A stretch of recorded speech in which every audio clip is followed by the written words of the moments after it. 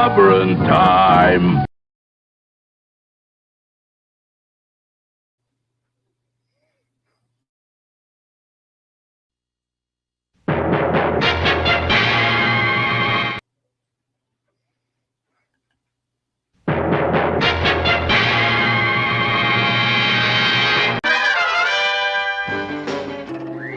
Atomic batteries to power. Turbines to speed. Roger. Ready to move out.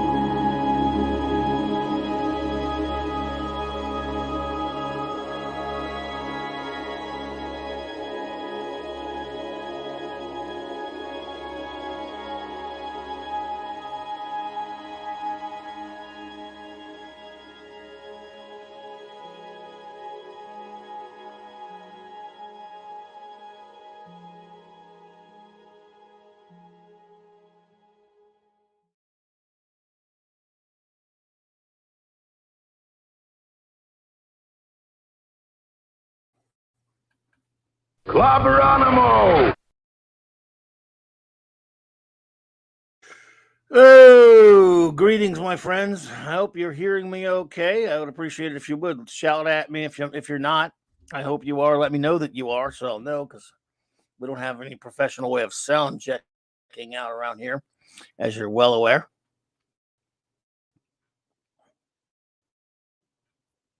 And the answer to your question, and thank you for the member chat there, Keely Chow, is I was five and a half, I think, minutes late, if I recall correctly. 5, but thanks for playing. So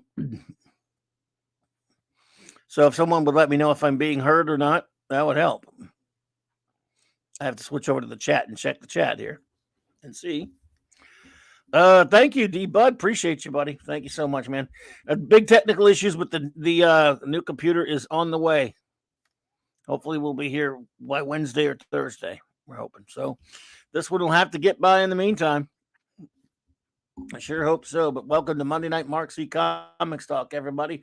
Or Cloberin Times number 507 on YouTube, 1,207 overall, over 13 and a half years, getting close to the 14-year mark, not too far off from that. Good to see you, all my good friends here tonight. We'll talk a little comics. Might even have I have a little random comic book review, perhaps, just a little one, maybe not. We don't have to, but we can. Before we do that, let me shout out, as far as show notes are concerned, all the usual same shows. I'll be showing up in all the usual familiar places, as they say. Tuesdays and Thursday nights at 6 Central, the Great Midnight's Edge After Dark with Tom and that august gang there, talking pop culture. Great stuff. Enjoy it. No comic book random table this week with Loki and the gang, but that'll be moved to next week for me anyway. They'll have it. I think they're going to have it on Loki's channel anyway, but I can't make it there. But anyway, Wednesday night I will be here for not all my shows are 9 p.m. Central, all 4 of them each week, and the 4 shows are Monday Night Mark C Comics Talk, Wildcard Wednesday night, and Clobby'S Clubhouse, of course, with my wonderful first officer and the great chief engineer Raquel and Mark. And Fridays for the next couple of weeks, I'll still be hanging out with our good buddy Dadman Walking on his channel, talking some NFL playoffs and postseason and such. And also Friday nights, 8:30 Central Standard Time with Nick and the gang, our buddy Nick Weiser, the Comic Shop gang, reviewing in the past couple of weeks, we've been reviewing the Infinity Gauntlet. And of course, Saturday night Star Trek, as always. Next week, 4 more episodes of Star Trek Deep Space Nine reviewed. And all topped off by Sunday Night Geekery at 10 p.m. Eastern time on the great Mark D with the C's channel. So let's see up in here. Our fantastic Wrench pals who hang out with us all the time and help us out. Whether they're here or not, they get the shout out. I'd just like to get that done and appreciate you all. The great Eric K, of course. The Bronze Wrencher, buddy. I hope you're doing well. Great to see you. The great Chris Persia, the Vindicator Wrench of the North. Good to see you, my friend. Hope you're doing well. Thank you so much for all you do. And thank you so much for being here. D. Bud Martin, the Wrench of Iron. The great Lord Thoth. Avon lives, long live the Legion, the god of wrenching, and shout out to the lovely Lady Thoth. J-Man, buddy, good to see you, buddy. The Wrench Without Fear, and my partner in crime on Earth B. Hungry Boy, master of the Cloberin, and artist of Cloberin Times, and the cover of Science Fiction Tales by R.M. Briggs. Super Wrench Supreme, Kal-El, and wielder of Mjolnir Wrench, Maddie's daddy, my buddy Steve, and of course, the Phantom Outsider. All righty then, and let's see who is with us in the chat. Let me back my chat up so that I may see who is here tonight and do some shout out. Oh, by the way, yeah, I see Apollome's Minion is here, for example, and let's say it to end the Pepperoni. Hello there, puppy. I hope you're doing well, Apollo, and being safe out there. All right, let's see here. Move my chat back so I can see who was with us. Give me a second. Oh my. It's moving fast there. All right. Whoa. Okay. The Comic Relief Crusader. What's up, buddy? Good to see you. Welcome to Monday Night Mark C Comics Talk, everyone. First, shout out to all who are lurking. We love our lurkers. Thank you so much. I really appreciate that. And anyone watching on a download or a rewatch or whatever you want to call it, it is much appreciated. I don't say it enough, but it is very appreciated. I appreciate you, and I hope you will subscribe and hit that like button. I do. Thank you so much for being here. Let's see whom else we've got with us. Scrolling. Stuart Mitchell, my friend. Good to see you, buddy. Hope you're doing well. Michael Carney. Hey there, man. Gwagnar, what's up, buddy? Let's see. Keely Chow. Roll that tide, Keely Chow. Good to see you. Let's see. All right. We got others. We'll get to them.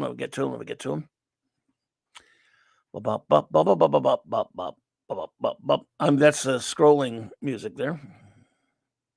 Well, music's a strong term. Donnie Pearson. Hello there, my friend. Good to see you. Brian Hepburn, buddy. Hey there. J.T. Kirk. What up, sir? Gap After Dark. Hey there. Good to see you, my friend. Let's see who else popped. If anyone else popped in, a lot of great. Mr. Angel. Did I already say Mr. Angel? Well, even if I did, good to see you, Chef. Thank you so much for being here. You know my memory. You know how crappy my memory is. Let's see. Skogly Jotun. Hello there. Welcome, sir. Welcome. Death Ray, what's up, buddy? Good to see you. Thanks for popping in, man. Always a pleasure to have you here. Okay, I think I got to the bottom of it, as you will. Yeah. So, got to the bottoms of it. Well, it is Monday night Mark C. Comics Talk. So, I try to stay as close as I can to it, honoring that. Make it a talk about comic books. Because why wouldn't you, right? So, it has to be comic related. And we'll, again, even when I don't have necessarily a topic per se, you guys can throw out chats that have to do with comics, and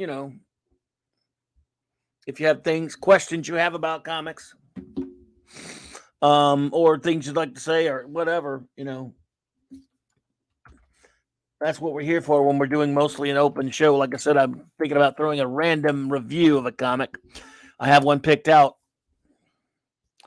When I was trying to decide what to pick out to review, that's just asking for trouble, because I couldn't settle on one till really, really just a little while ago, because there's so many. But there's other ones that I want to do a proper review of. Have somebody join me and advertise it. So I was just trying to think of one that was just like throw one off the cuff, some comic, and I came out with one, and I got to go over it. The one I hadn't read in a while, so I may do that one, because there's surely nothing going on in regular modern comics that are worth a damn, right? Nah. I know some of my good friends out there, like I think LT and Mark D and a few others, actually buy modern comics, some modern comics, and hey, more power to you. I think Nick and a few others. I can't do it, but I'm certainly glad you guys can. Except that one that I told you about that I bought a couple weeks ago. But even though I'm that way now, it took years for me to get used to that concept. Around 2011, when the Screw 52 came out, I'd already kind of dumped most of my Marvel books over the years. And when the Screw 52 came out, and just, when I said DC, later Gator, when I got out of it, when I got just dumped my DC purchasing in 2011, for years, something that was in my life, in a sense, it's like a major life change. I don't know if any of you had any of these kinds of reactions. What I mean by that is, there never seemed to be a time, certainly in my quote unquote adult life, that buying my regular comic books wasn't a thing, no matter how few I picked up per week. Obviously, I'm not counting as a kid, because as a kid, it was more like you ride your bike to the 7-Eleven, or you get your grandmother. In my case, my grandmother would sometimes bring me to the K&B, to the drugstore, but that wasn't the same as going to a comic shop. Then, as you all know, because I get teased about this enough, but Leah Rose, hello there, Leah Rose. Good to see you, lovely. I hope you're doing well. So when I was around, around 17 or so, when I started running a comic shop, not owning one, but when I started working in one, the first one down here back in the early 80s, that became a regular part of my life. But comics were already a regular part of my life. They were in my life. I bought them, of course, but when I started, working in the comic shop and then frequenting comic book shops and all that stuff from about the early 80s on to for the rest of my life. In other words, so for 40 years, comics as a regular thing, a every week type of occurrence where you get new ones, at least from early 80s to 2011 in my case, for the most part, but where I would always be, and I always had for the longest time of that chunk of period there, I would be going to get my new books each week, as so many of us did for a long time. When that became a deal where, your new comics came out every week, you go pick it up, whether you had a folder. For those who don't know what a folder is or a pull list is, the comic shop would reserve whatever comics you collect on a regular basis. You go pick them up every week or every few weeks, depending upon whatever your timetable was.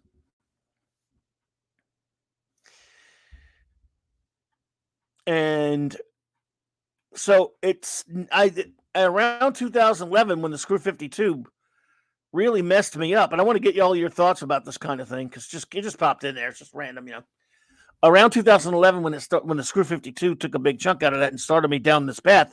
If you told me before that there would ever be a time in my life when, good, bad, or indifferent, I wouldn't be going to buy new comics every week on a regular, consistent basis, even if it was down to 3 or 4 titles. But there was a time when it was a lot more than that. But let's say it was around 2 or 3 titles. If you told me that there's going to be a time when I would not on a regular, at least every week go get my new books, or if I had to miss a week because things are going on, if I wasn't a consistent, and I don't use the word collect so much as a buyer of new comics, because I'm not so, I collected what I bought, but I wasn't a hardcore collector.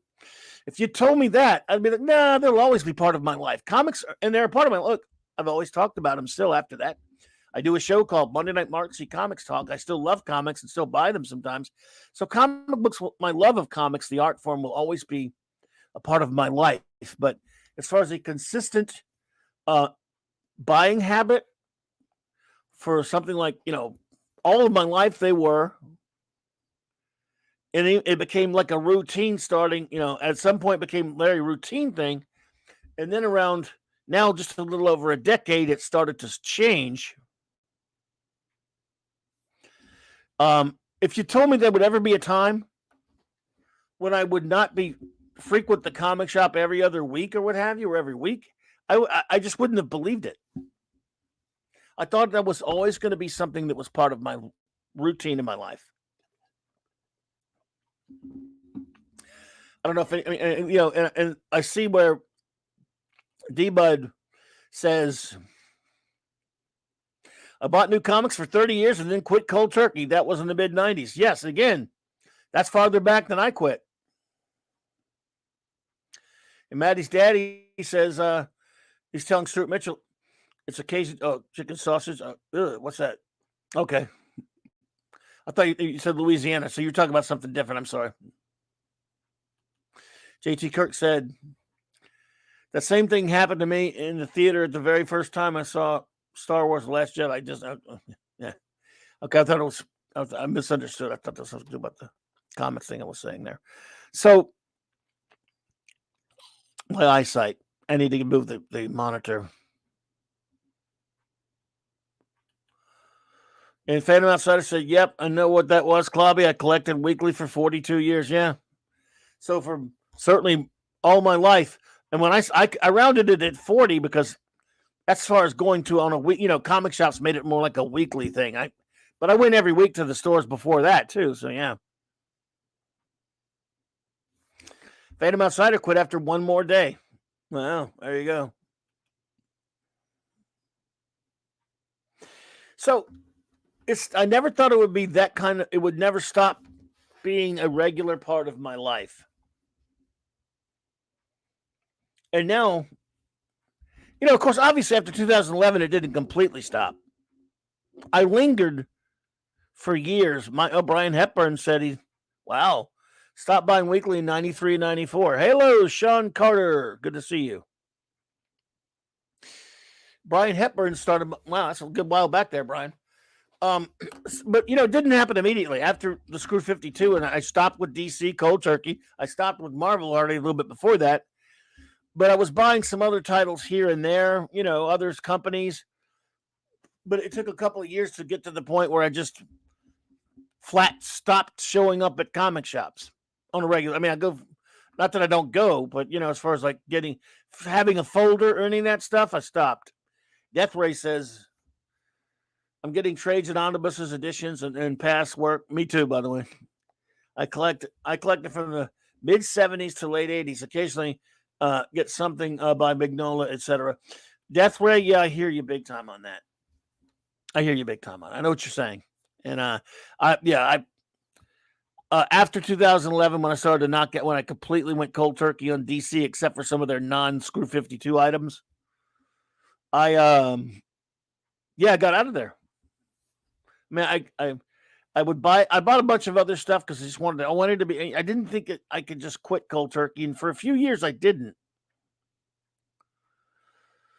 But after a few years, after the Screwed 52, I don't know, 4, 5, 6 years of just still buying a few things because just because they were there and they were interesting enough, but I wasn't buying the big two.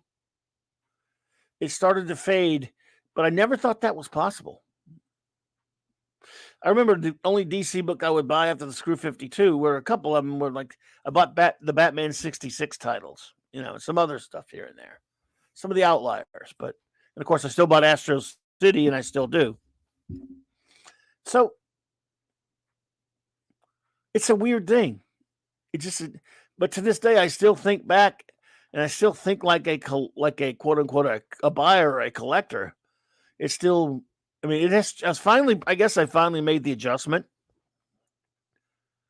But when I talk to friends like, I don't know, LT or Mark D or Nick or whomever, when they talk about some, that they still get their new comics, and the other friends of mine, some of them older than me, Claude still gets new comics. Other friends of mine, believe me, and I have a lot of friends still buy some new stuff. I'm in my circle. I'm probably the only one that really doesn't buy anything new. Almost. I think maybe one or two other friends, but I have plenty of friends. Some were older than me that still buy some new stuff.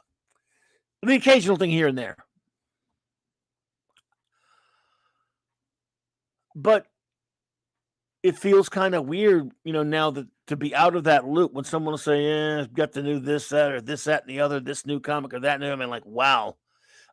Now I still go visit the comic shops in town just for the fun of it once in a while, or I go see just to walk around in there, look at to see friends or just hang out, go over there with Claude and I go over there sometimes to the different shops. And when I see that rack of new stuff now,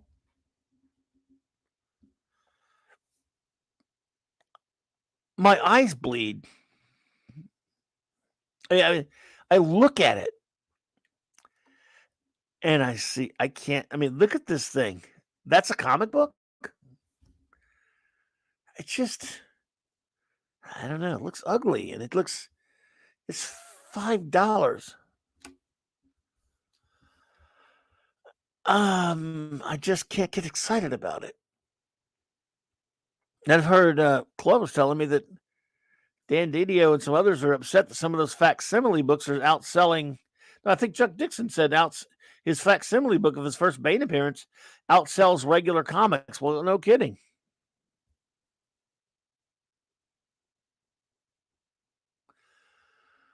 Yeah, sorry about that, Donnie. Hey, man, tough loss for you guys, but yeah, that's the way it goes, man. That's the playoffs for you. Sorry, Donnie. So, I don't know. It's a weird feeling, but it's still, at least there's so many great comics out there that I haven't read in such a long time that when I go back, it feels almost new. Or B, some comics are just for whatever reason, I didn't read that. But see, around it long, I've been around comics so long. And you just get old.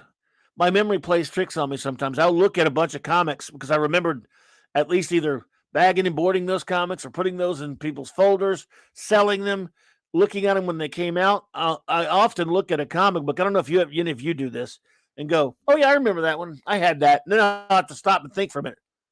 Or did I? I don't know if I was buying that book back then. Why do I remember that comic so vividly? But now I'm questioning whether I bought it or I just saw it. Lemon Pie, what's up? Oh, D-Bud, you ain't kidding, man. Huh. We didn't know how spoiled we were in the 60s and 70s with the great artists back then. That's so true. That's so true, buddy.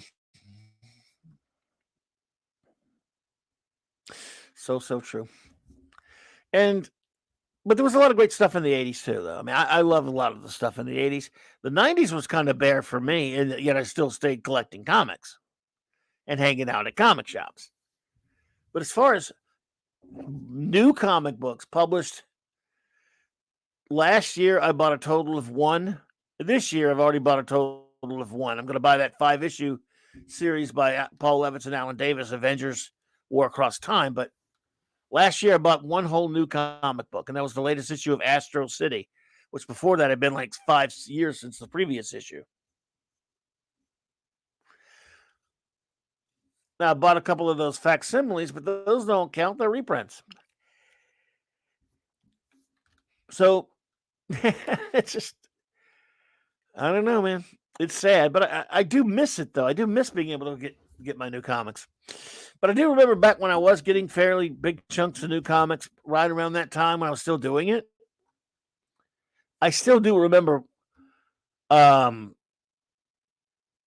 getting like coming home with my new stack of comics and looking at the stack and going, wait a minute, that was $40. That was $30. That was $30. That was $40. That was, I mean, they were just, because of certain circumstances, I guess I got lucky because, I mean, even if I wanted these new comics, I couldn't get them. Now, with things where things are going, it's a good thing. I don't know. It's a good thing comics are too expensive. Also, that helps me a lot. It helps me a lot. Yeah, what you could do. But I guess what I'm saying is I do miss it a little bit.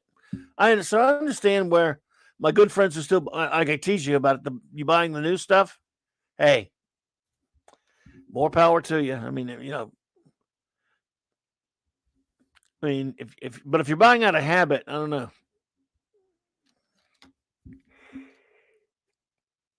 I mean, I don't get by. I guess I bought out of habit for a while. I can't remember when exactly it was, like somewhere in the 90s or so, maybe. I started looking at my collection and realizing that I was buying titles to be a completist and buying out of habit a lot. And I decided I'm going to make a rule for myself. This is 80s, 90s, somewhere up in there, right? Early 90s, maybe late 80s. I decided, you know what? I think it was late 80s, really. I'm going to decide that obviously I'm going to try new things, but if I don't like a comic, I'm not going to buy it because I want to have all the issues because I don't have them all anyway. Remember, that was back when you had actual numbering of comic books meant something. And if I think a title sucks, I buy it just to be completist. And I'm not going to keep it in my collection. I want to keep my collection to be comics. I want to collect, but I want to collect what I like. If I think a title sucks, I'm not going to collect it on spec. I'll just sell it, do whatever I want with it. I'm going to have my special boxes here for keepers. Because I'm keeping them because I like them. And I'm not keeping them out of habit or completism or any of that kind of crap. In other words, if it's a title I've been buying for 3 years, 4 years, 5 years, 6 years, and it starts to suck, I'm dropping it. That's another thing. I love Superman, but if the title sucks, if a Batman book or whomever, whatever book, starts to suck, I'm not going to buy it because I want to have every issue. I'm not going to go completist. I really respect friends who do. I understand. I respect that aspect of collecting, but somewhere in the 80s, that just happened to me. I decided the art form itself is more important than just the collectability of the material of the hard copy. And I'm going to separate the wheat from the chaff. I don't need a long number. Again, with the one exception, it was the Fantastic Four. No matter what, I wanted all of those, but there was the only one I made the exception for. And of course, and unfortunately, in the 90s, tragic story, I ended up having to sell like an idiot, I sold my Fantastic Four collection.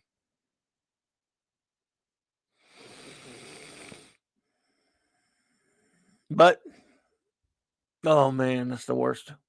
And I don't know if any of you have that tragic story where you sold and you wish you hadn't sold certain comics, but that's mine. So, yeah. Death Ray says, let's see here. The last thing I bought from Marvel was Moon Knight from the Dead, which is actually pretty good story wise. Gosh, that was 6 years ago. Okay, wow, yeah. I didn't read that one, but I've heard of it. I've heard of it. Yes, indeed. Yes, chef. Quality over quantity for sure. Kal-El, buddy, what's up, man? Good to see you. Super wrench. So good to see you there, buddy. Good to see you there. So I'm gonna go ahead and do a little impromptu comic review. I'm gonna pull one out of nowhere. It's gonna be like a potluck. Well, I've got it in mind, obviously. And just, of course, I'm always going to advertise the normal like reviews when I bring on somebody and review them. By the way, I see that you're here. If you're still here, LT, dude, this year we really ought to make Great Darkness Saga happens. Seriously, man, you let me know when you're able, and I want to do that, man. I really do.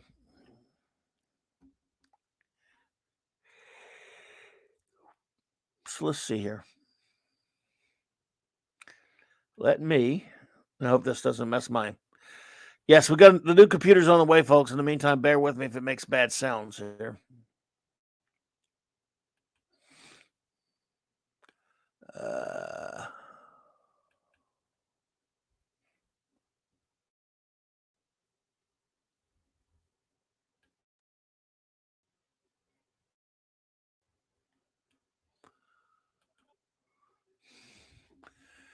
This thing's going real slow on me. So tonight we're talking about this random review. We're just going to take a little bit of a look at a comic. This is, of course, What If number 42 from 1977.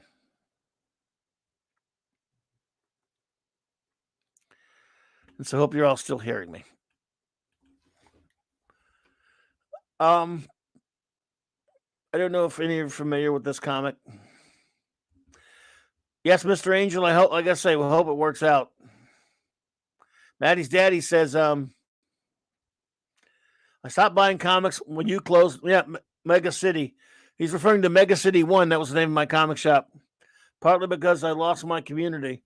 I still picked up the occasional issue until they went over $1 pricing kids out. Yeah, they did price kids out. Yeah. Thank you, Mr. Angel. Thank you, Chris. Okay. What If number 42? The first series of volume 1 of What If. I think it's from the early 1980s or 90s or whatever it was. 80s. It's when the issue came out. What was that? It was it was 83. That's right. Okay. What if the Invisible Girl had died?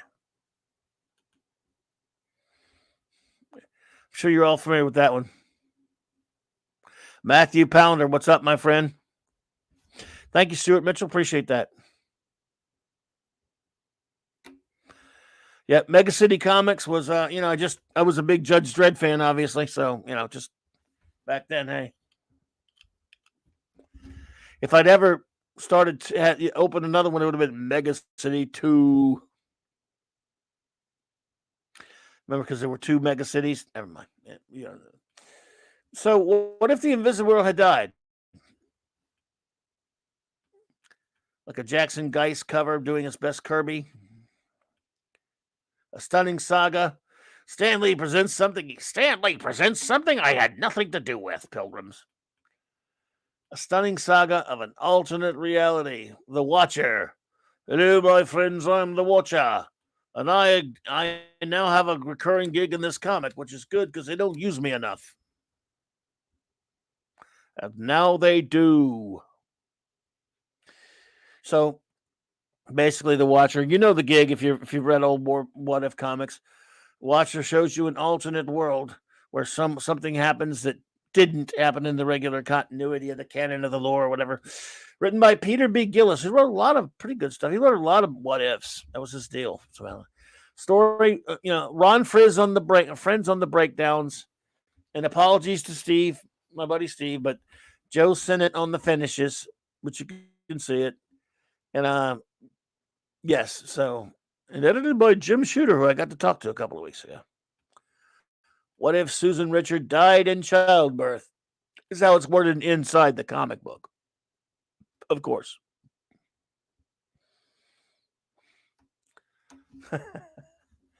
I'd say that if that happened, Johnny goes supernova.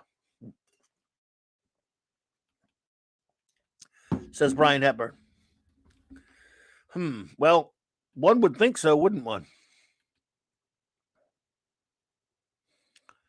Yeah, Cursed Earth Comics works as well, Stuart. Yeah, I like that. I like that one, actually. You know what? That would be my alternative as a Judge Dredd fan to name a comic shop. Cursed Earth Comics. Man, I'm surprised. I'm not saying maybe someone has done that. Because I learned, but many years later, someone may have used Mega City again. But I used it first. All right, so anyway, what if Sue Richard? I'm just going to skim it really. As you again, I thought Friends and Sennett did a good job of approximating this, Kirby machine right here. And basically, if y'all remember Fantastic Four Annual number 6, I believe it was, the Matthew Pounder says Peter Gillis wrote Tail Gunner Joe, my favorite miniseries. Okay, there you go. Yeah, he was a good writer.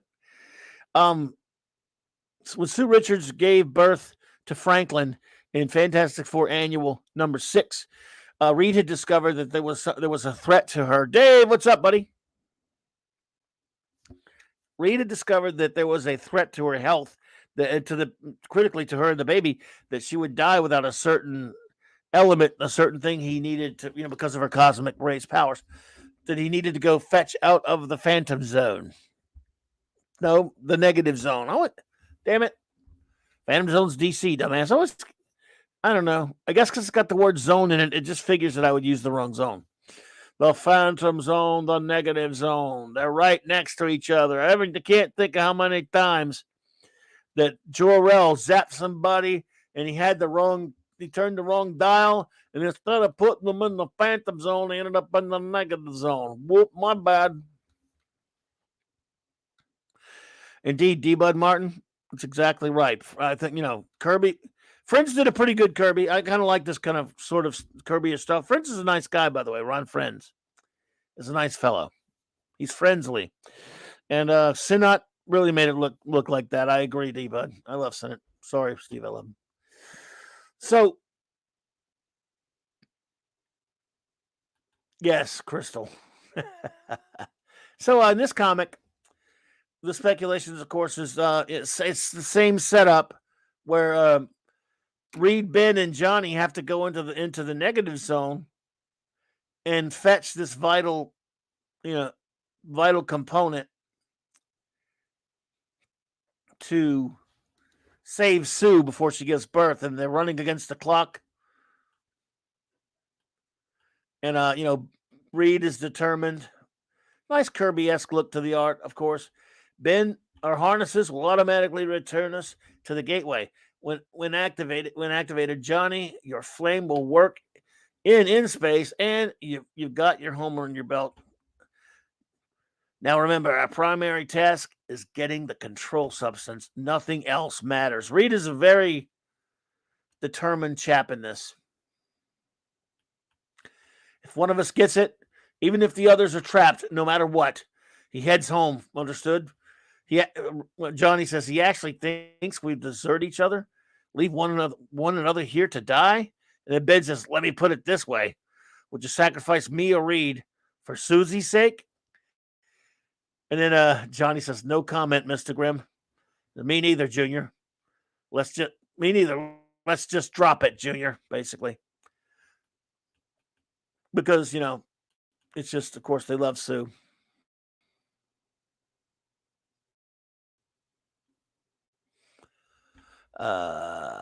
Let's see here. Oh, really? Wow, FF6. That's a great one. Yeah.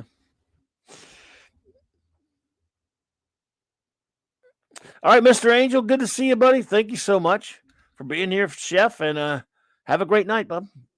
Or day, whatever it is over there, man. Thank you. Have a good one. So, again, some of this, not naturally, a lot of this was in the FF6 annual.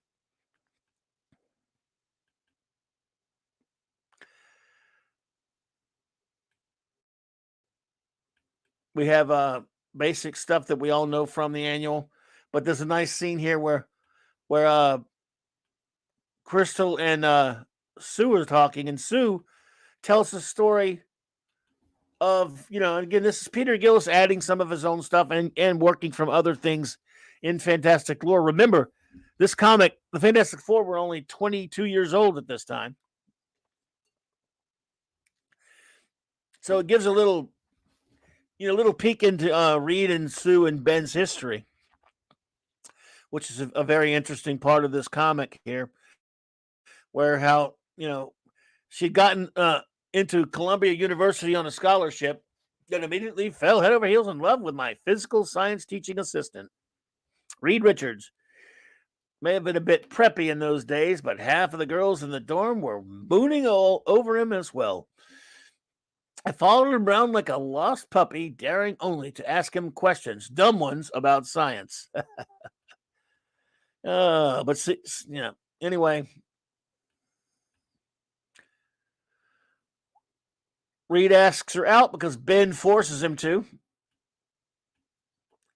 And wackiness and romance, of course, ensues, as, of course, we knew it would, because why wouldn't it? And I love how she talks about Ben here. First, she talks about Reed, says he just had this firm opinion, like it was a scientific fact, that I was their equal or superior. In the early comics, look, if you read some of the old early comics, it's true enough that that's weird. It's true enough that Reed used to treat her. Yeah, I mean, I'm not going to go into it. He didn't necessarily treat the way some guy with the initials SL scripted the characters, not the way she was written by a guy with the initials JK, mind you, but the guy with the SL initials, his dialogue was pretty abusive of Sue for a while back then, actually. But here, Peter Gillis decides to gloss over that. He talks about how she says, but even though I was clearly out of my league, I mean, Reed Richards, one of the great minds of the 20th century, I never felt inferior, not once. He took me to high government functions, meeting senators and movie stars, and he just had this firm opinion, like it was scientific fact, that I was their equal, or superior. And then about Ben, she says, when you say Ben's not related, well, I guess that's true, but it's very foreign to me to think of him like that, because this is a family right here. All the girls were just green with envy. Not only had I snagged the resident dream man on campus, but on my other arm was this craggy war hero test pilot. I've always known Ben. He was as shy as Reed in many ways. He never pushed. He was always there, being whatever I needed, whenever I needed it. Again, this is when the FF was just oh, God. They were still that wonderful family of characters that we love.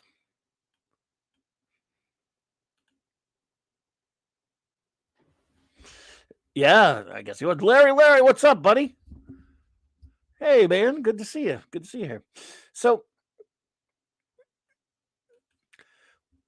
Reed and the gang of Reed, Johnny, and Ben have been captured by Annihilus. But Reed found a way to get out. They knock him down, and then Reed's like, we don't have time for anything. We've got to get back to Sue. So they take back. They were delayed a little bit, apparently. So they grabbed the element that they needed. And they got back. But as the Watcher explains, in all the other realities, in the other reality that we know as comic book fans, he saved the day. But of course, it wouldn't be What If it wasn't the depressing, sad reality now, would it? Mark D with a C. What's up, dude? Carte blanche if you feel like it. No pressure. So, however, in this reality, they saved Franklin, they saved the baby, but they didn't save Ray. They didn't save Sue. No, you can't mean that. You can't mean we failed. Don't say that, Squirt. We didn't. Go ahead and say it, all of you sued. And of course, this hit the superhero community like a ton of bricks. A report from the TV. I guess it's Walter Cronkite. I don't know. Susan Richards of the Fantastic Four died this morning of complications arising from her pregnancy. In a statement, doctors attributed. Anyway.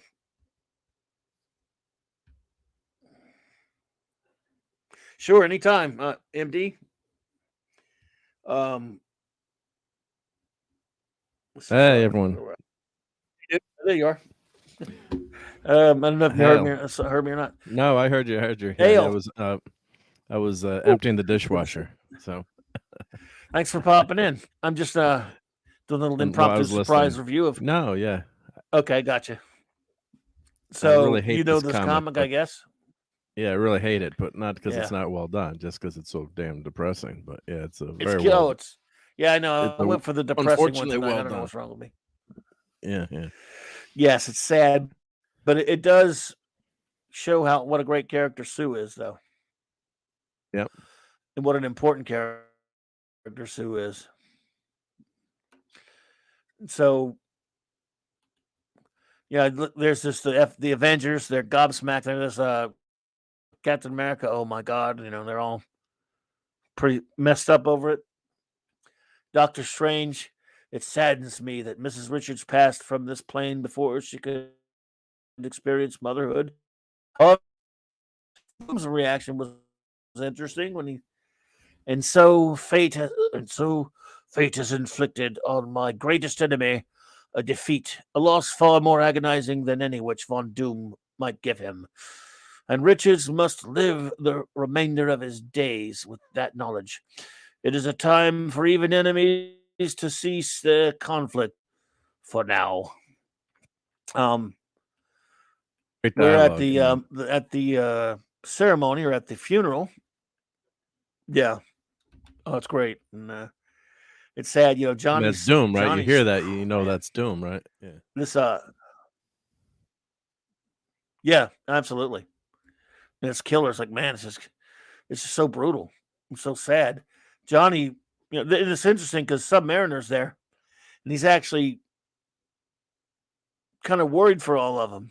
He's been their enemy a lot. Also interesting is why is I forgot this period where Hercules didn't have a beard. What the hell? No, just kidding. There's Spidey. There's Daredevil. There's Black Panther. Yep. They're all in there. Hercules got a but it's Ben's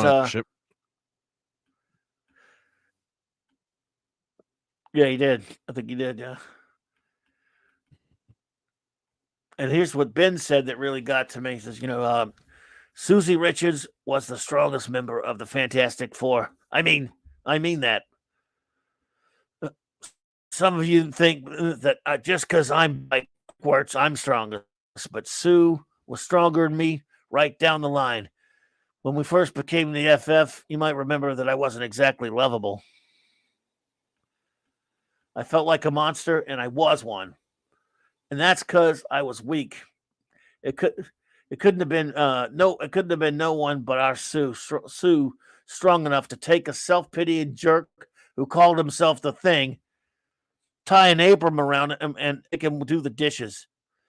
Susie had a strength that never came from me, and the FF wouldn't have been if it wasn't for her. Wherever she is now, that she can spare us a little of that strength for us down here who will always love her. That's all fucking Ben, man. It got me, man, back then. Well, frickin' Yeah. cursed. But Reed's reaction was really disturbing. So Subby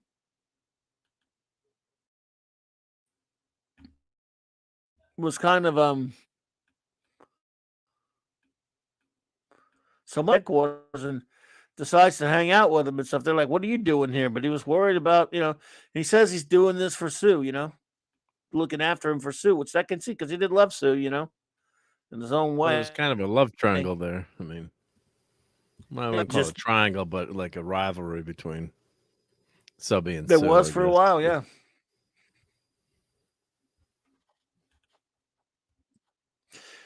One of the more poignant bits about the story here, though, was this one. Reed, of course, yes, it's comic book exposition, and then he's speaking, talking to himself instead of thinking, but whatever, he said, "Sue was my life, and she's gone. What's left? Science? Science was just a game, a ridiculously easy game, a game for me. Facts, figures, theories, they all snapped right into place.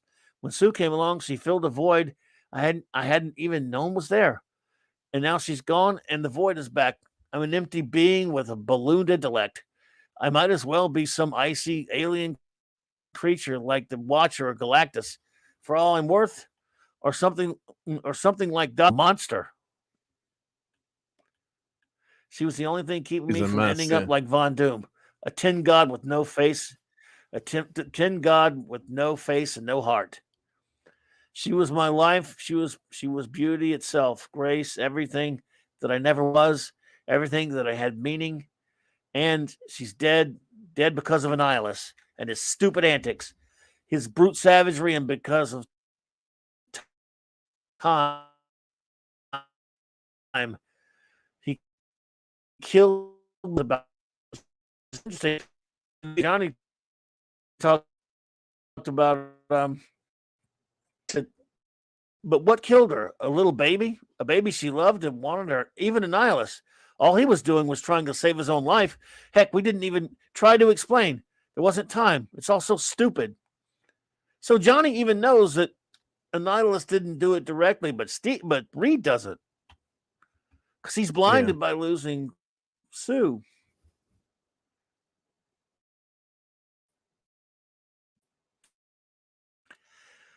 Which was interesting. Isn't always the best or the most wise. Johnny's actually wiser than him in this case. Well, Reed is just a total I like this mess page right here. now. It's very Kirby-ish page. The art is fantastic in this. He's an absolute mess. Ron Friends does a nice and Sinnott do a nice Kirby rip right there on that page. This page here. So, yeah. Audio Kirby dropping. Machine. Is the audio dropping? Anybody else having audio drops? Do you want me to? To share it so your computer doesn't have the? I mean, if you want, but I'm almost done anyway. Yeah, almost. Yeah, now, it's almost the end. It's dropping for you, but is it dropping for them? And is it dropping for everybody in the YouTube as well? It probably is. I think it probably does. Yeah. Because I don't know. I mean, yikes. Well, someone if you want me to share, if anyone else. What's almost? If you want me to share we got a bunch of pages left. Okay, back to normal. Whatever you think. Yeah. If you want to, go ahead. I mean, yeah, it's probably better because then you won't lose your audio. If you have it. Yep, I got it ready. Yep. All right. Well, I cut it off of mine. Yeah, that way you don't have. That helps. That should help. Well, I think it's whenever you change a page or something, then your computer is old and crotchety and knows it's being replaced. Even though it's already loaded, yeah. I guess. Yeah, even though it's already loaded. It's switching. Yeah. What kind of lag are we having now? 1? 2. No, it's good now. Yep. I think it's 2. Let's test it though. 1. 2. 1. 2. Well, that's terrible. Oh, it's terrible. That's awful. I got to get this. Hopefully, it won't last much longer until I hope the new computer susses it out. So anyway, there you go. Thanks. Proceed, sir. Now I have no control, so you'll have to Oh guide yeah, us. I'll. You want to get to the next page? Yep. Okay. Is that good? Well, it's basically pretty much over because we know now Yeah. it's pretty simple. Reed goes after a nihilist.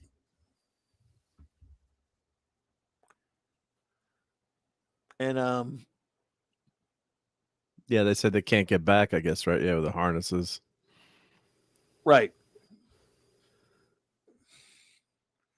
Thanks, Chris. Appreciate that. Sorry, everybody. I'm hopefully hopefully the new computer will fix that when I get it. You got this page here where that's very Kirby, Oh, this is taken right good up out of page, yeah. Kirby. With the harnesses, yeah. But not quite as good. And of course, that was Reed, and that page is kind of an homage. That was Reed instead of instead of Subby. Yeah. As far as an homage to the page, but yeah. I'm doing this for Susan Grim. Yeah. Yep. Thanks for your Doing this honesty. for Welcome Susan. aboard, Fish. Yeah. Fish face. Yep. Annihilus is a freaking a-hole.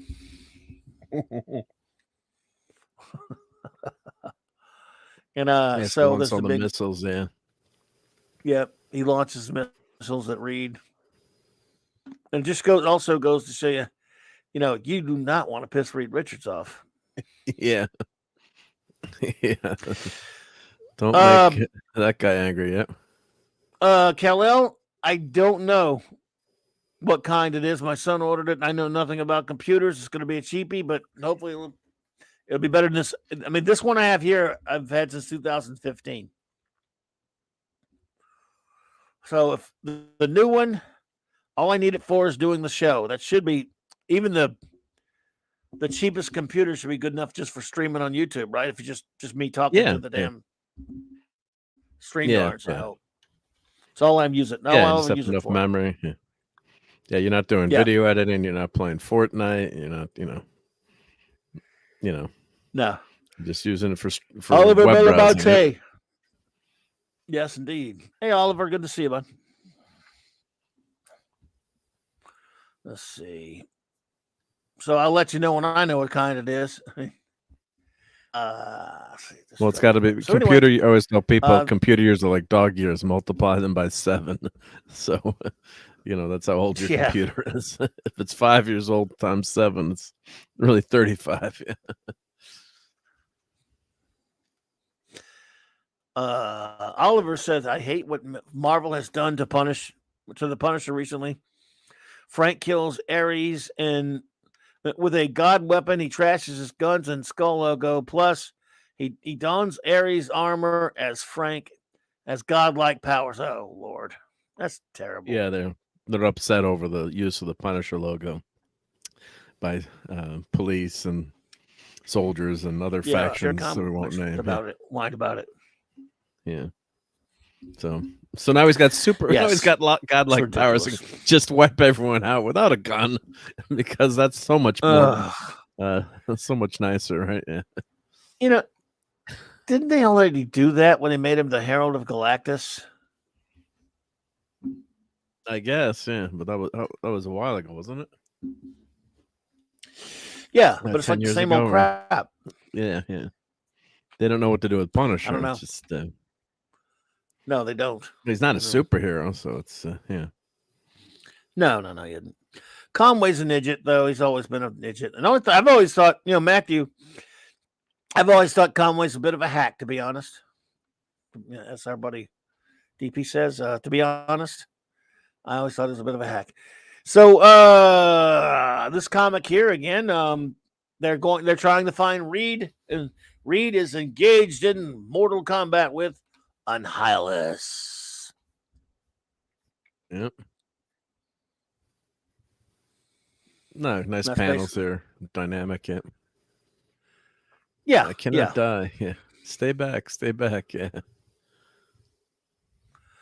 I've come for you, Annihilus. You're going to die. Nice page. Great shading. Yeah, good shading. Nice. Yeah. You can hear the Punisher thing. We're talking about the Punisher. Like, that could be the Punisher saying that. Yeah. Right? But Nihilus is scared of Reed Richards.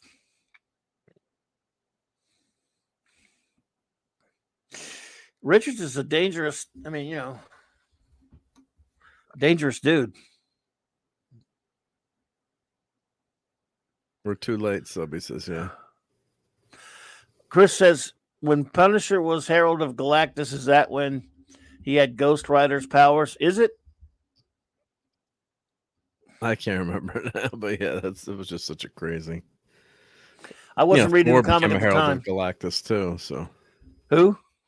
Thor actually became a Herald of Galactus too for a while. Okay, yeah. Well, I wasn't reading the comic at the time there, Chris. I don't know. I can't remember now either. Mighty Orbots, hey there. So basically, Reed is after. Please, I'll do anything you say. He's got a Nihilus on his knees. So, man, he's an incredibly powerful being. Yeah. Yeah, he's this powerful being begging for his life to Reed Richards. Then he does. You understand? I understand. And that's precisely why you're going to die. You killed my wife, your mate, but there was no female with you. All I did was defend myself, and it's all I've ever done. What do you want? I've got willpower, blah, blah, blah, blah, stuff. I'm not leaving you anywhere. I'm not going to give you a chance to escape. We're going into the dimensional interface together. Richards, don't do it. What? Who? What? Who? That look on his face. Yeah, one eye. Yeah. I don't like that expression there. The eyes should be both open there. That's a mistake. Yeah, it's kind of goofy. Yeah. So you gonna bring Susie back? Don't you think I know that? And Reed, hear me, Reed Richards. My grandfather, my father, my mother, all of them died because of their stupidity and malice of servicemen. Takes one to know one. I have 100 times more cause to grieve than you, and I loved Susan too. You know that.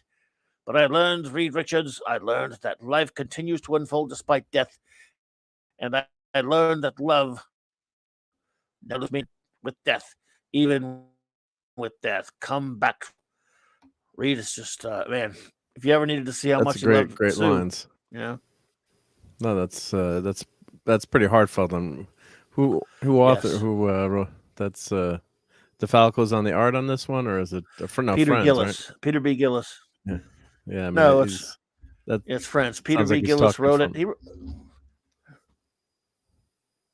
But I'm saying that's a lot of depth and emotion there. That's someone who's unfortunately probably experienced something like that. It's just really great. People make fun. Oh, it's just a silly comic book, but that's some that panel there. It's got some great wisdom in it, I think. So, yep. Oh yeah, Peter. Yeah. Tom and Andre. Oh yeah, absolutely, Eric. With love, I love Tom and Andre. I love Midnight's Edge After Dark. Absolutely. I mean, if you're not anyone here, I hope they all know about him. Yeah. So for sure. Guagnar, that's a good point. I wonder what a Peter B. Gillis Fantastic Four series would have been like. He seemed to have a very good handle on the characters based on this issue. Yep, I would have dumped Byrne or made Byrne draw his scripts. That would have been better. But they won't listen to me. Anyway, they're falling faster into the interface. Reed's firing wildly. But anyway, I only could get him out of there, so they try to get Reed out. Yep. They think Namor says, "Great Neptune moment. See all of them die." Yep. Yes. Pleasant Valley Picker, what's up, buddy? PvP. Hey, Pleasant Valley. So they go back in to Ben save and Reed. are best friends. So yeah. Yep. It's such a tragic way to go. Goodbye, Ben. Oh no. And as Ben Grimm guns his harness to escape being destroyed himself, he sees two struggling figures dwindle and then flash brightly for a second. And no, it's not Jack Kirby PvP. It's Ron Friends and Joe Sennett. Ben, tell me, do you think Reed and Sue? Kid, it's like Subby says, love doesn't lose meaning. Reed and Sue love each other, and they always will. Wow, you're right. It's very sad but heartfelt. It's a comic. dark, depressing.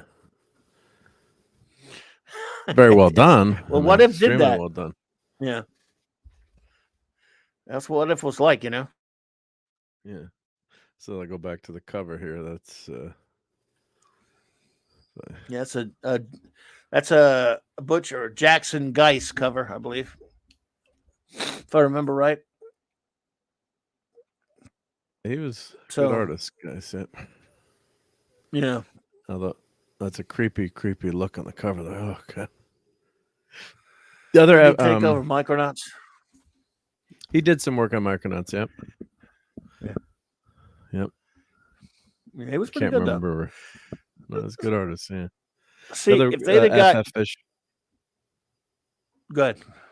That was the other FF What If that really creeped me out was what if the FF all got the same powers?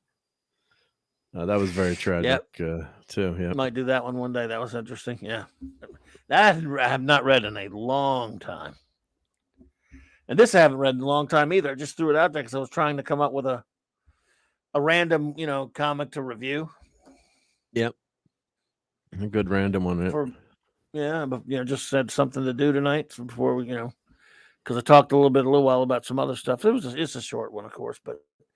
Yeah, just because there's a couple I want you and I to review do an actual review of.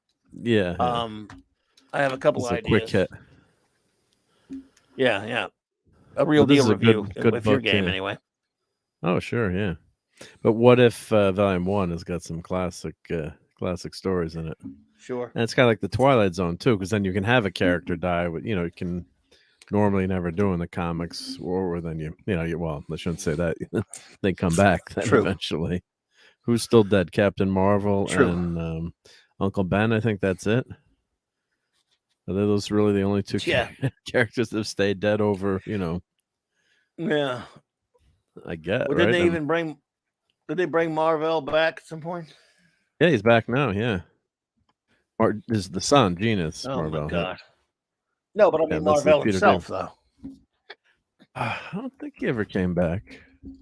I think that's the one character they stayed. For a while it was always Bucky, and I could 100% be wrong. I'm not confident. I don't know. I thought they did one that was. I'm not sure. I think that's in the Marvel universe. I think pretty much. Not that many main characters. I mean, I'm sure there's minor characters that have stayed dead, but major characters, right? Hell, even the dude who from This Monster got brought back by Alex Ross. Remember? Yeah, right. Yep. So yeah. Nobody dies in comics but Uncle Ben. They did bring Uncle Ben back for a while too, if you remember. Was it in the Clone Saga or was that another universe? And Uncle Ben did come back. Yeah, but as far as not for real, maybe was it really him or something? Okay, well then he's not. So they didn't bring him back. At least the real deal. Then it turned out to be a clone or something that don't quote me. Something that the Jackal had done. It was something. Some trick that had brought Uncle Ben back, but then for a while Peter Parker's parents were back, but then didn't they turn out to be clones too? I don't know. I was probably way checked out by then. So when you've got decades of stories to remember, it's not always easy to. Yeah. Well, and everybody has their own times that they read them. Like for example. They'll go, no, that didn't happen. And somebody say, yeah, but you were already, maybe it happened after I stopped reading. And that's the thing. It always, there's the rub. It's usually something after you stop reading the comic that they come and did some kind of crap. You're like, really? They did that? What the hell? It's like Gwen Stacy stayed dead forever. And now they, look what they did to her. Yeah, they brought her back. And they did a lot of dumb shit to her. Yeah. And she's from another universe, an alternative universe. But yeah, they basically brought her back. Yeah. Didn't they bring the real one back or some kind of horse hockey? No, I think as far as I know, that's one from another universe. Not a clone, Okay. just an different Spider-Verse, different universe. So Okay. like I'm not sure which one it is, but so it's Silk, Silk's, what do they call her? Silk Spider now, or Spider Silk Ghost now, or something. Oh, Spider Silk's the Gwen. other. Yeah, it's Spider Gwen, but then they're calling her because that's her secret identity. So now I think they call her Ghost Spider. I think is like Okay. the official. And of course, then they had that horrible thing with the Clone Saga where they, Right. allegedly was some relationship with Green Goblin, which I won't even say what they said happened, and then that was really, really, really weird. Yeah. So Yeah. well, it's all part of the Clone Saga. Really gets Yeah. out of hand.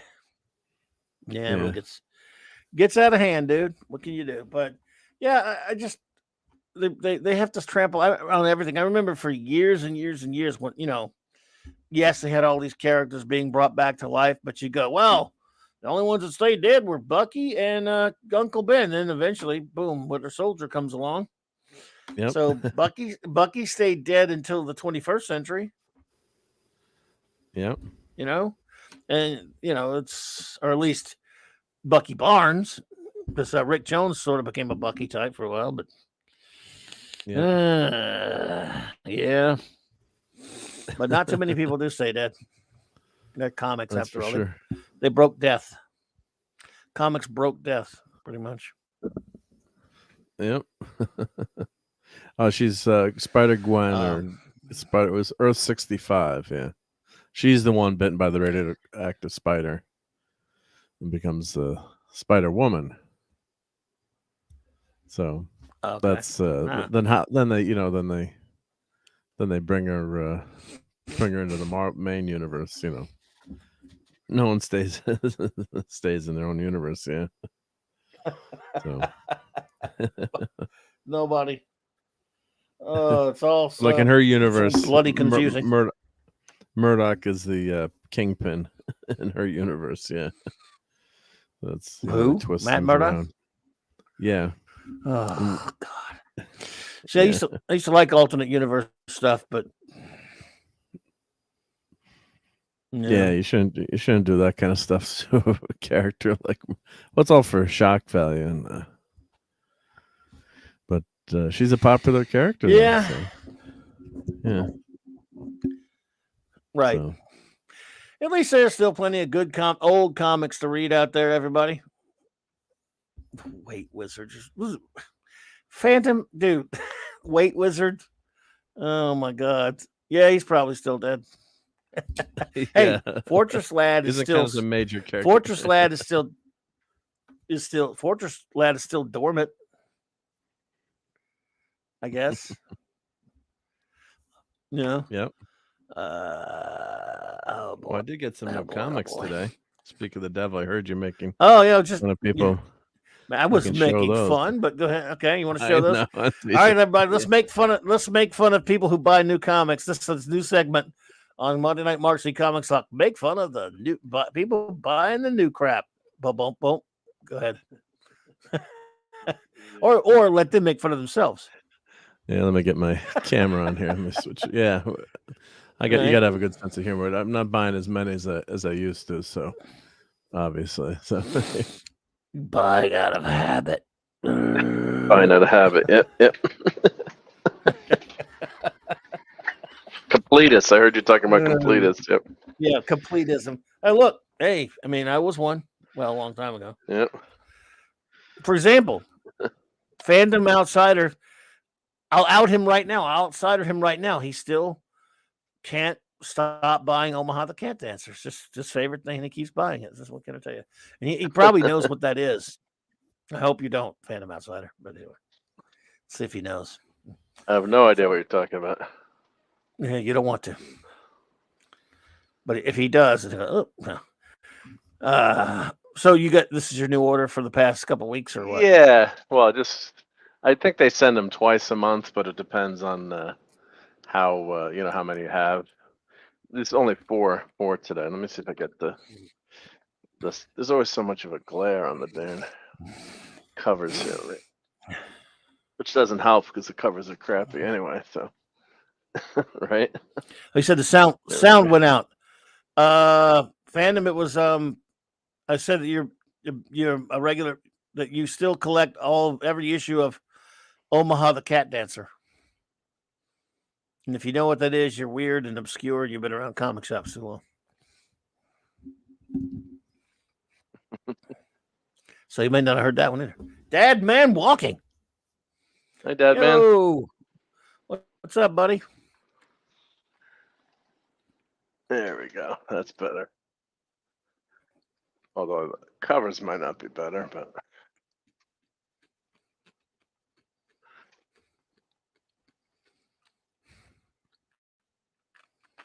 What's the deal? Almost there. I was just trying to get the lighting set up. I'll just hold the damn thing up. It's just a ton of glare, so that's all right. Let me get back to StreamYard here. Let's see, start camera. I'll just hold it up. You can never get, with the light, you always. Okay. All right, now you're back. Wait a second. Yeah. All right, oh my goodness. So here's Wolverine. So would you buy this if you were on the rack? No, but to be fair, I never bought the Wolverine much anyway. Never bought much Wolverine. Yeah. So. I mean, it doesn't look horrible or anything, but not really. I mean, it actually looks almost kind of normal, old school look to it, really. But yeah, no, that's not bad. Yeah. So Wolverine 29, and how much of this set me back? Yes, Phantom Outsider. That's pretty much it, buddy. How much is that? Like $20? $20, yeah. Oh, only $3.99. It's a bargain.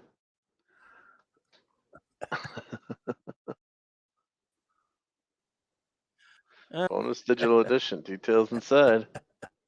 Parental advisory. Oh, yay! Why is there shouldn't be a parental advisory on a X-Men comic or a Wolverine? I don't know if they do that.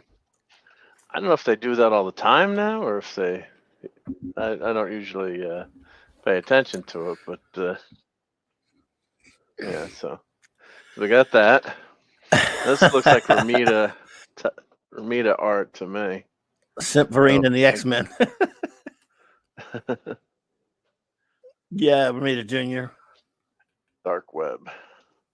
So does it say who did this cover? Let's see. It says Wells McGinnis.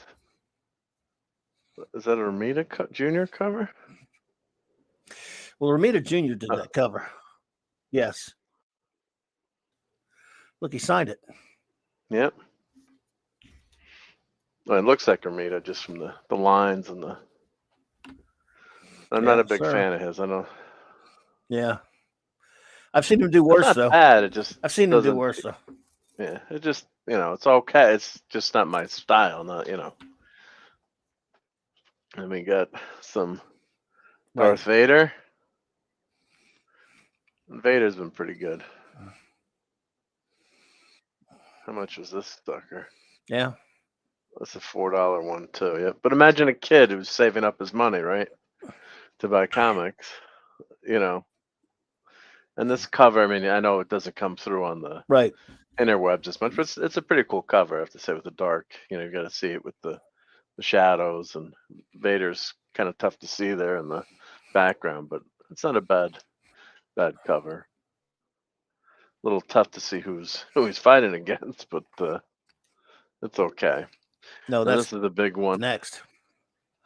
This is the bad cover's about to show up. Oh, Nightwing 100.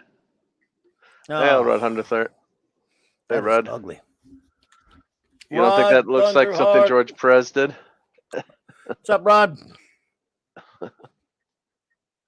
Nightwing number 100. That is ugly. Ugh. I think I have most every issue of Nightwing. Oh, man. Going back different volumes, yep. I mean, the layout, it's a nice layout. Like, I see what they're going for there, like but there's not enough detail.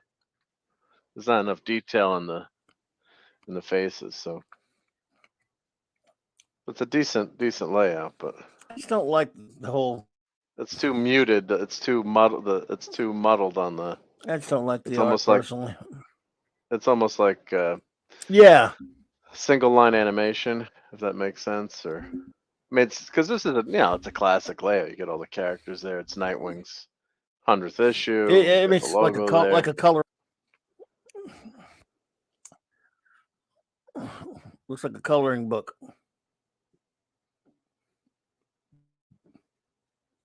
Yeah, and let's see, is that Black Adam, who's not going to get a sequel, and Dr. Fate. You hear me? Oh, yeah, I can hear you. Yep, sometimes it's a delay, but I can hear you. Yep. No, it's not. You hear me now? Yeah, I hear you now. Yep. Nobody can hear me, right? I can hear you. Yep. This this thing is. Oh, you can? Yeah, well, I hear you. Yep. Hopefully you can hear me. You couldn't for a while there, right? No, I didn't. Well, it's tough to tell sometimes. Oh, you can hear me? Okay. Well, because I said it looks like a color. Yeah, I never tell because you didn't respond. Don't you think it looks like a coloring book? Yeah, I heard that, and then maybe you didn't hear me. Maybe your computer cuts out too. So your computer probably cuts out on the response too. I think. I didn't hear you. That's what I was. enter. Yeah.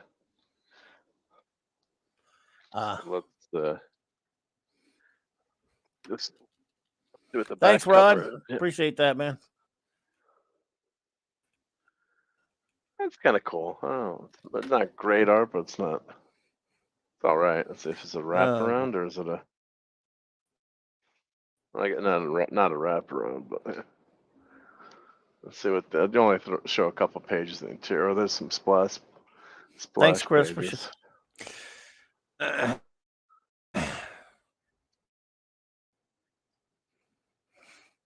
Art's not.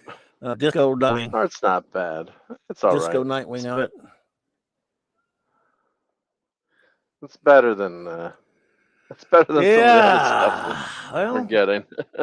Yeah, I mean it's fine. It's just right. Yeah, I suppose. Well, you can get. Oh, this is cool. You can get illuminated DC wall art. I suppose so. I've been seeing these advertised. Yeah. Oh, yeah. Wow. That's pretty cool. So you get a sign. I wonder how much that is. I don't know, but that's pretty damn cool too. if you light that up. I have no idea what the size is. Let's see, where is it? Oh wow. Band light. A little lower. Go to up, brandlight.com. The measurements are above. 15 by 7 measurements by are 11. above there. See, it says 15 by 7, 11 by yeah. Okay, so wow. Bigger than a regular book, but not 16 by 11. Yeah, it's pretty big. Nice, yeah. Yeah, nice. I would have those. Spoiler alert. Alfred's dead again. Yeah. Again, well, it's about time. He was alive. He's alive too much. He's alive too much. Yeah, he needs. What about his TV show? Exactly. See, leaving him alive just gets some really dummy TV shows. Yeah, that's for sure. PvP. Just hurts my eyeballs to look at this stuff now. This brightly colored Drek. Boy, Cyborg looks crappy. Starfire looks terrible. All the women they try to go out of the way to make them not sexy. Oh, I don't even know what to say about Changeling. Wow, what the hell's wrong with him? That's crap. Trying to convince myself good, all right, better than a red hot poker in the eye. LOL.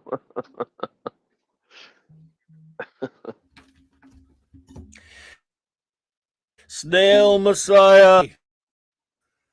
Good to see you, sir. Yeah, this is okay. Well, there you go. New comics. You're welcome to them, buddy. What in the? FYI Phantom says the That's posters just- are $239 each. Wowzers! Whoa! The Hall of Justice. Cool. I mean, they come in like a light box thingy or box thingy or something with a. Yeah, I don't know. I don't know. The Hall of Justice. Later at the Hall of Justice. Well, there you go. Yeah, like this, you got this week. That's a bad panel. Yeah. Yeah, that's from last week, obviously, because you just got them today on this Monday. Well, I guess it's number 100. It's got to be from last week. Yeah, because it ships. They got to ship it out. But everyone was making a big deal about Nightwing hitting 100. So that's a series hits a momentous 100th issue. DC celebrates some familiar artists from Dick Grayson's past, including Scott McDaniel, Rick Lenardi, Eddie Barrows, Javier Fernandez, each joining Redondo. Yeah, so they're just, they're really plugging this. Yep. Huh. Nightwing number 100. So, Glenzer, get it at your Glenzer. Local comic book shop. Glenzer says DC deteriorating comics. Boy, that's for sure. You got that right, Glens. How are Star Wars Bounty Hunter comics? They kind of intrigue me. Says so how are they? I haven't read the Bounty Hunter, but or do you get any of those? I haven't read those. I haven't gotten any of those, but the ones that I'd say are if you're going to read a Star Wars comic, pick up Vader Volume 1 to 25. And the person, the YouTuber, what's the Star Wars guy? It's not that Star Wars guy. It's the guy that did the YouTube short of Vader. Star Wars Theory? Star Wars Theory, thank you. Yeah, he did a fantastic Star Wars Theory. He got approval with from DC to do like a video comic, and I'll try to find it and put Marvel, it in the chat. yeah. But he a Marvel, thank you. Yep, and he it's like and he has voice actors. It's really fantastic, covering Vader 1 to 25. So it's like 80% of the books, but those were got so Really? much better than the prequels. Yeah, so I'll try to find it in the post in the chat there. But it was a really great video that he did. Really, really good. Yeah. So those are my new. That's true. Fancy, that's true. Marvel. Nightwing. I'm sorry, Nightwing ran way past 100. That's true. Fancy, this is the Screw 52 one, I guess. Yeah. Sorry, go ahead. Yeah, so I think the first Nightwing. They just continued it, I guess. Right? Let me look it up on my comic book database program. But I think this is volume 3 now. I guess. This is the one they started in 2000. Volume 2 or 3, yeah. Oh, it's actually the 4th series. Yep. So Nightwing. Volume 2 or 3 at least. All right. Yep. The 4th. Okay. Wow. PvP. Have a good one. Take care, PvP. Yeah. So let's see here. Yep. So this is there you go. 96 to 2009, and then we had third series was 2011 to 2014, and then we got this current series 2016 to present. So they're up to obviously issue 100, which just came out. Yep. So I always had a soft spot for Nightwing. It's good, it's a good character, and trying to break free from Batman's. I know how you like the the Earth 2 Robin and that costume, but at least he gets his own costume as Nightwing, and the disco Nightwing in the 70s. Yeah. Oh, Action Comics 1051 titled Speeding Bullets. see, did I get that one? I'm behind on my reading. I'm assuming that's a pretty recent one. I'm not going to ask Mike if he's read that because we know the answer. Yeah, you haven't read anything new. Yeah, you could ask me anyway. You could ask. Well, did you read could it? Have asked. Could have asked. I would have answered you, but yeah, I always liked him. Probably not. I always liked him better as Earth 2 Robin, so that bugged me way back then. Yeah, in fact, that they gave him a name and similar costume to a character used in an old story where it was Jimmy Olsen and Superman in the Bottle City of Kandor as Nightwing and Flameberg. That's what it was taken. Oh, you cut out for 1 second there. Yep. Am I cutting out again? Yeah, just for 1 second. Yep. Am I cutting? Oh, okay. We're gonna probably have to wrap the show up because I can't just do it. I mean, it's not good for everybody. Well, let's see. It's hopefully when you get that new computer, that'll set things straight. Yep. Because your internet speed is good at home, right? Everybody. Oh, friends, I know. I appreciate. I just got to say what Action Comics 1051 is. That Superman fights for sustainable energy. I remember it now. Now I know what you meant. Yeah. So, although he's got all the tech from Planet Krypton, which could have.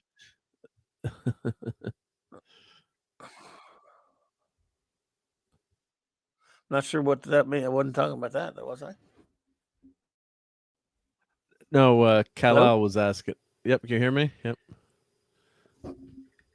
Everybody, if you're hearing me, now I can't. I mean, but you couldn't hear me. It was okay. That's sustainable. Yep. Titles have Action Comics. Asking you, not me. I'm sorry. Yeah.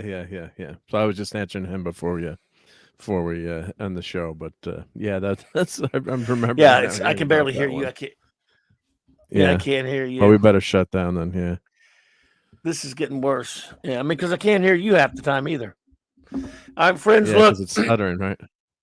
I'm going to be back when I can get this computer fixed because they're saying they can hear me, but I can't hear you, and and you and I are so out of sync. I can't tell when to talk.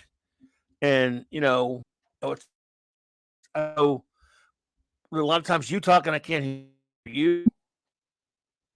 They're saying 5 by 5. Well, there's a delay, so like you said, it's tough to have a conversation. I'll be back Wednesday night with hopefully with a new everybody, and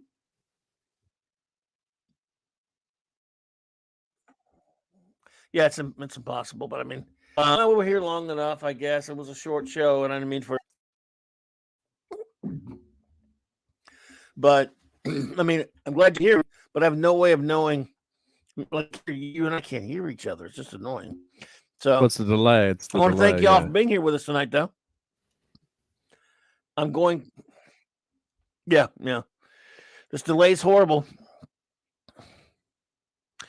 No, and I am cutting in and out and breaking up. Yeah.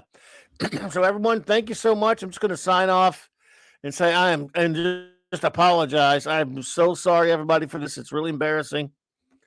I I can't afford much of a computer, but we got one coming anyway, and it's going to be, at least it's newer, so it should be better.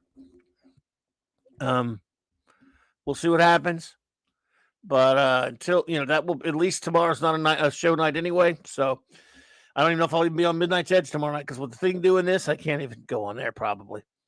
But I want to thank you all. Sorry to cut the show short. It won't happen again if we get up and running. And I apologize. Hopefully, I'll be back on track Wednesday night, if certainly by Thursday night for sure. But I plan to be here Wednesday night. So thank you all so much. I really appreciate you. You were too kind. I'm going to go ahead and just sign off with the commercial and the credits and just kind of take at it. But thank you, Wrenches.